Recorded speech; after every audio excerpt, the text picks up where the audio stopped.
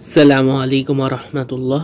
আলহামদুলিল্লাহ ওয়াসসালাতু ওয়াসসালামু আলা রাসূলিল্লাহ। Botany chapter 3 মানব শরীরতত্ত্ব পরিপাক ও শোষণ।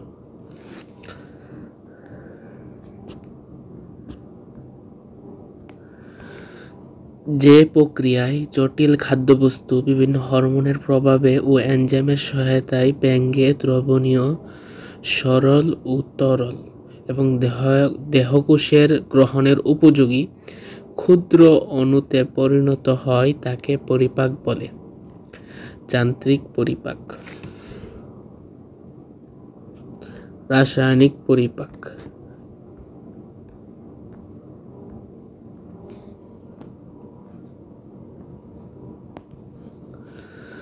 অ্যাসিড, ক্ষার ও এনজাইমের সহায়তায় রাসায়নিক পরিপাক। অ্যাসিড, ক্ষার ও এনজাইমের সহায়তায় রাসায়নিক পরিপাক।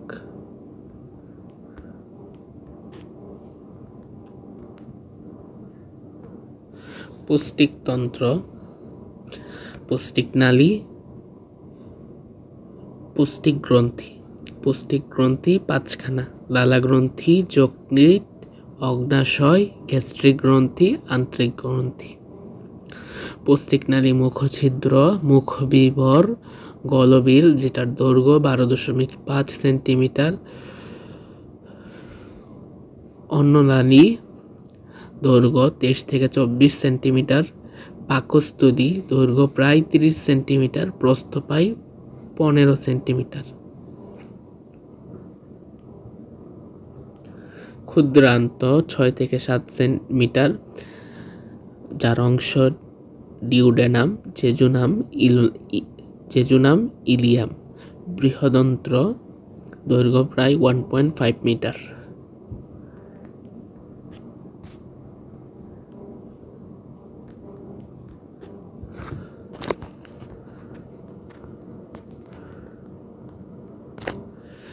মানুষের পুষ্টিক নালীতে বিভিন্ন ধরনের জটিল খাদ্যের পরিপাক নিম্নোক্ত 6টি ধাপে সম্পন্ন হয়। মানুষ সর্বভুক্ত।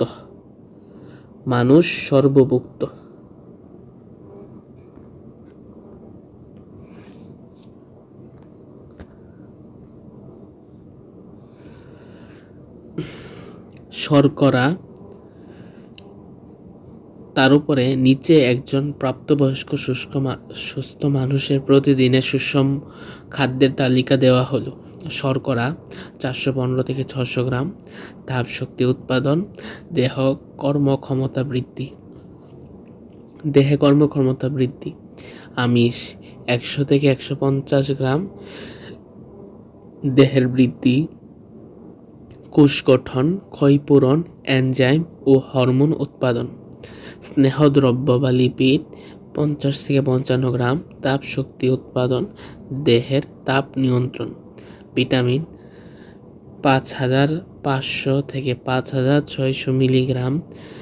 পুষ্টি ও বৃদ্ধিতে সহায়তা করা, রোগ প্রতিরোধ ক্ষমতা বাড়ানো। খনিজ লবণ স্বাভাবিক পুষ্টি ও বৃদ্ধিতে সহায়তা। পানি 2 থেকে 3 লিটার। প্রোটোপ্লাজমকে সিক্ত ও সজীব রাখা, কোষের বিপাক ক্রিয়া নিয়ন্ত্রণ।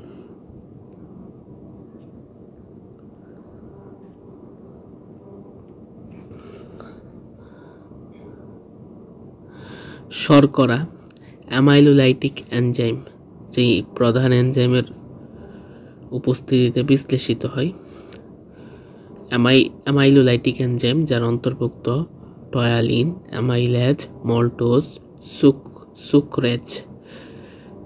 উৎপন্ন সরল উপাদান গ্লুকোজ। আমিষ proteolytic enzyme, pepsin, trypsin, chymotrypsin. উৎপন্ন সরল উপাদান অ্যামাইনো অ্যাসিড। স্নেহদ্রব্য ভোজ্য তেল, ঘি, মাখন, প্রাণীজ চর্বি। প্রধান এনজাইম লাইপোলাইটিক এনজাইম, পাকস্থলী ও আন্ত্রিক লাইপেজ, ফসফোলাইপেজ, কোলেস্টেরল এস্টারেজ, লেসিথিনেজ। উৎপন্ন সরল উপাদান ফ্যাটি অ্যাসিড ও গ্লিসারল।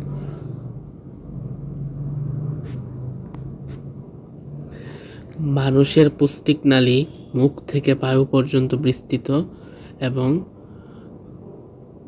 5 থেকে 10 মিটার লম্বা।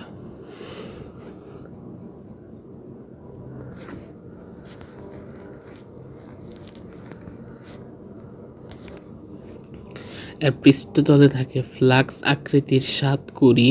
প্রাপ্তবয়স্ক মানুষের জিহ্বায় সাধারণত 2000 থেকে 10,000 সাতকুড়ি থাকে। জিহ্বার অগ্রভাগে মিশ্রতা, অগ্রভাগের দুপাশে লবণাক্ততা, পশ্চাৎভাগের দুই পাশে টক বা অম্লতা, পেছনের দিকে তিক্ততা এবং কেন্দ্রীয় অংশ সুস্বাদ গ্রহণ করে। জাল জাতীয় খাবারের জন্য কোনো সাতকুড়ি নেই, তবে জাল জাতীয় খাদ্য জিহ্বার জ্বালা ঘটায়। 5 থেকে 10 মিনিটের মধ্যে খাদ্যের গসায় সাতকুড়ি নষ্ট এবং ছিন্ন হয়ে যায় এবং প্রতিস্থাপিত হয় 5 থেকে 10 দিনের মধ্যে।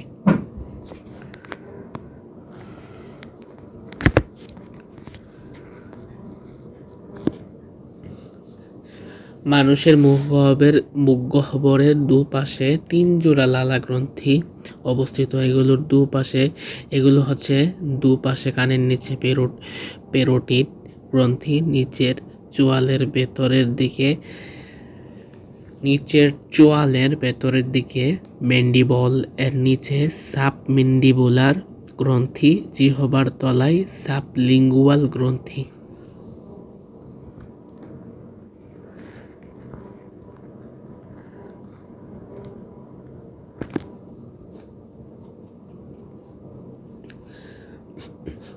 চার ধরনের দাঁত, যেমন কর্তন, ছেদন, অগ্রবেশন ও পেষণ। এর যান্ত্রিক পরিপাকের সময় খাদ্যদ্রব্য নিষ্পেষিত হয়ে নরম খাদ্যমণ্ড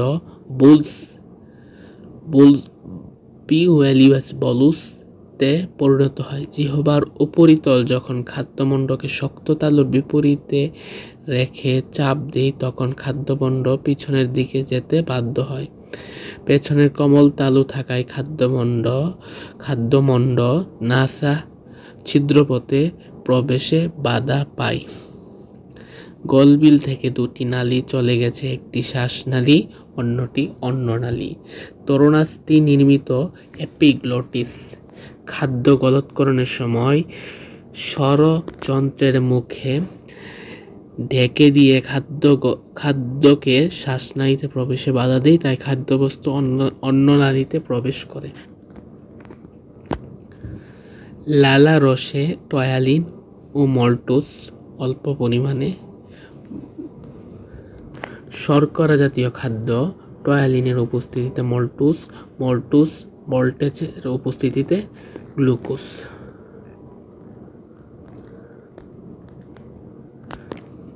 মানুষের মুখগহ্বরে ঊর্ধ্ব ও নিম্ন চোয়ালে অবস্থিত অ্যালভিউলাই নামক গর্তে দাঁতগুলো দৃঢ়ভাবে আটকানো থাকে। মানুষের দাঁত ডাইফাইওডন্ট ধরনের, কারণ এদের দাঁত 2 বার গজায়। কর্তন দাঁত। মানুষের চোয়ালে 4 ধরনের দাঁত দেখা যায়: কর্তন দাঁত, ছেদন দাঁত,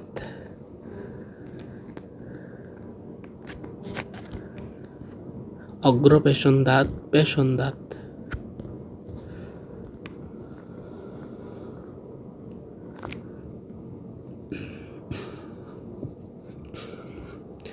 প্রাপ্তবয়স্ক মানুষের দন্ত সংকেত I2, C1, P2, M3, নিচেও I2, C1, P2, M3। 5-6 বছরের শিশুদের দন্ত সংকেত I2, C1, P0, M2, অনুরূপভাবে নিচেও।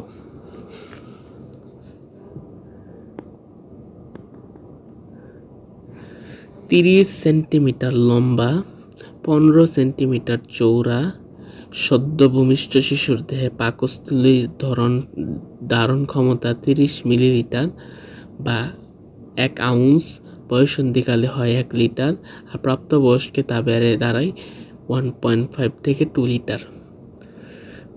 কার্ডিয়া, যে অংশ যে অংশে অন্ননালী উন্মুক্ত হয় তা কার্ডিয়া, একে কার্ডিয়াক স্প্রিংয়ের নামেও পেশিবলয় ধারণ করে। ফান্ডাস, কার্ডিয়াকের নিচের ও বাম পাশের গম্বুজাকৃতির উঁচু অংশের নাম ফান্ডাস।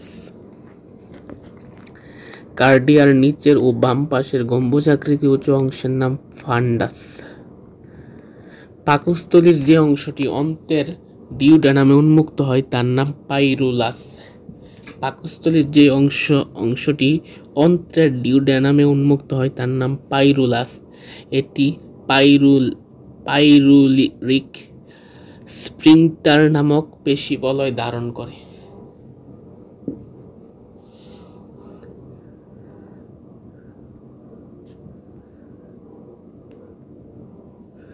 যান্ত্রিক পরিপাক, মুখ থেকে চর্বিত খাদ্য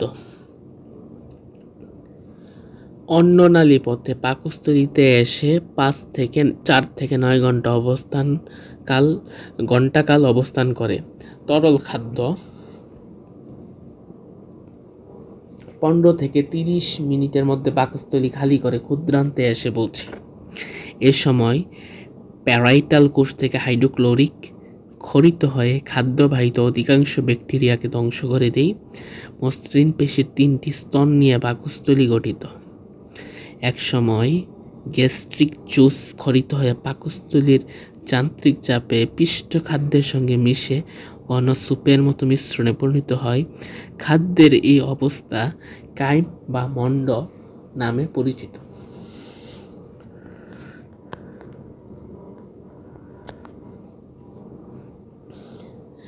গ্যাস্ট্রিক গ্রন্থি এক ধরনের নলাকার গ্রন্থি ও 4 কোণাকার কোষে গঠিত। সম্মিলিতভাবে গ্যাস্ট্রিক গ্রন্থির ক্ষরণকে গ্যাস্ট্রিক জুস বলে। এর 99.45% পানি। গ্যাস্ট্রিন নামক হরমোন এই জুস ক্ষরণ নিয়ন্ত্রণ করে। পাকস্থলী থেকে শর্করা বিশ্লেষী কোনো এনজাইম নিঃসৃত হয় না। পাকস্থলী থেকে শর্করা বিশ্লেষী কোনো এনজাইম নিঃসৃত হয় না। আমিষ পরিপাক, গ্যাস্ট্রিক জুসে পেপসিনোজেন নামক নিষ্ক্রিয় প্রোটিওলাইটিক এনজাইম থাকে। গ্যাস্ট্রিক জুসে পেপসিনোজেন নামক নিষ্ক্রিয় প্রোটিওলাইটিক এনজাইম থাকে। নিষ্ক্রিয় এনজাইমটি গ্যাস্ট্রিক জুসের হাইড্রোক্লোরিকের সাথে বিক্রিয়া করে পেপসিন নামক সক্রিয় এনজাইমে পরিণত হয়। পেপসিন অম্লীয় মাধ্যমে জটিল আমিষের আদ্য বিশ্লেষণ ঘটিয়ে প্রোটিউজ ও পেপটোন এ পরিণত হয়।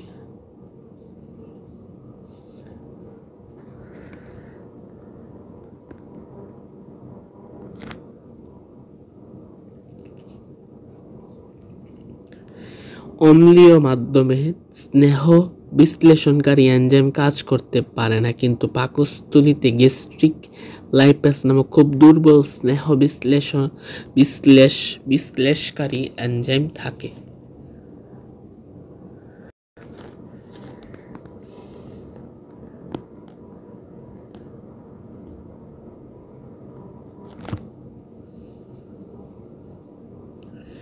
পাকস্থলীর অন্তর্গার থেকে নিঃসৃত পুরু মিউকাস স্তর হাইড্রোক্লোরিক এর আক্রমণ রোধকারী ভৌত প্রতিবন্ধক হিসাবে কাজ করে। পাকস্থলীর অন্তর্গার থেকে ক্ষরিত বাইকার্বনেট প্রকৃতপক্ষে একটি ক্ষার, এটি হাইড্রোক্লোরিককে প্রশমিত করে। এনজাইম পেপসিন প্রথমে পেপসিনোজেন নামক প্রোটিও এনজাইম হিসেবে নিষ্ক্রিয় অবস্থায় ক্ষরিত হয়। হাইড্রোক্লোরিকের সংস্পর্শে এলে এটি সক্রিয় পেপসিনে পরিণত হয়।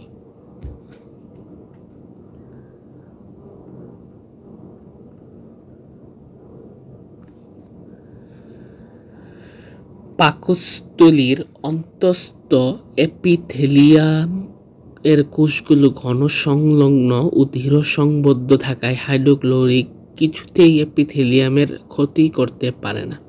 পাকস্থলীর অন্তঃপ্রাচীরে বিদ্যমান এপিথেলিয়াল কোষগুলো 3 থেকে 6 দিন বাঁচে।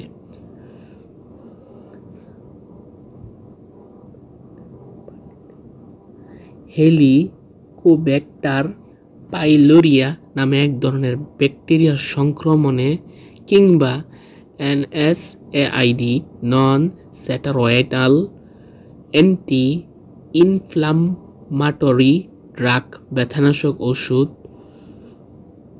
ধরনের ওষুধের প্রভাবে পাকস্থলীতে ক্ষত সৃষ্টি হতে পারে, যা গ্যাস্ট্রিক আলসার নামে বহুল পরিচিত।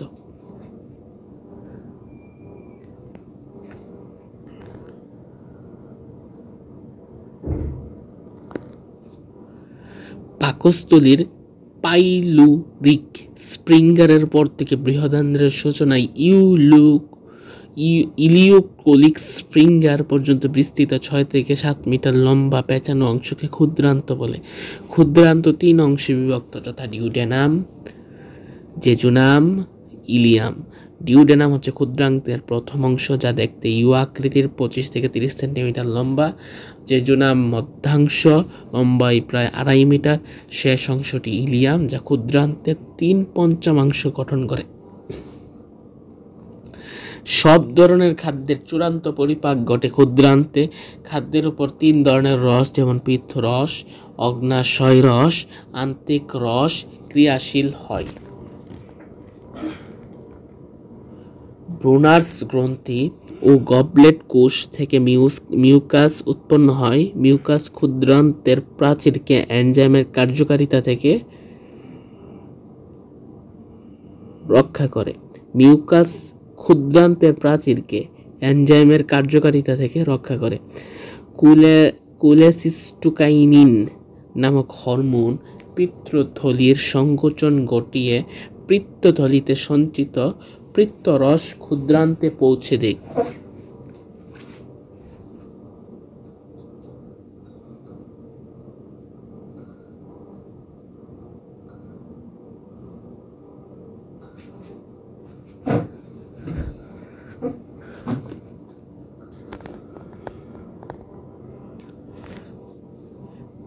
পিত্তরস অতিমাত্রায় ক্ষার জাতীয় তরল পদার্থ, এতে কোনো এনজাইম থাকে না।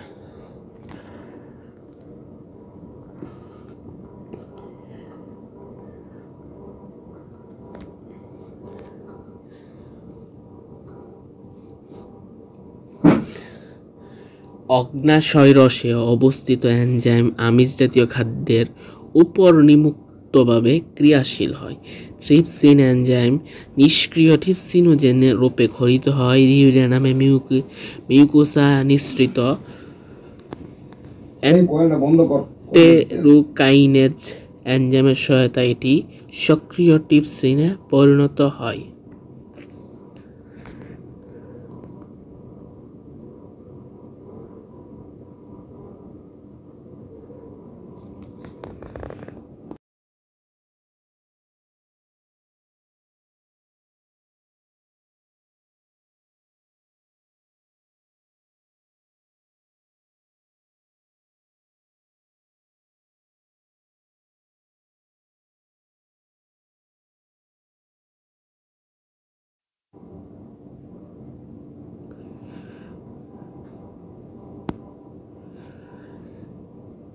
ট্রিপসিন এনজাইম নিষ্ক্রিয় ট্রিপসিনোজেন রূপে ক্ষরিত হয়। ডিউডেনামের মিউকোসা নিঃসৃত এন্টেরোকাইনেজ এনজাইমের সহায়তায় এটি সক্রিয় ট্রিপসিনে পরিণত হয়।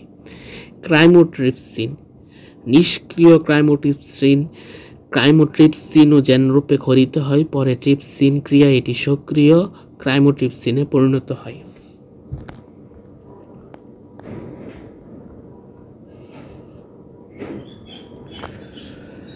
ইলাস্টেজ এনজাইম যোজক টিস্যুর প্রোটিন ইলাস্টিনকে ভেঙে পেপটাইড উৎপন্ন করে। ইলাস্টেজ এনজাইম যোজক টিস্যুর প্রোটিন ইলাস্টিনকে ভেঙে পেপটাইড উৎপন্ন করে।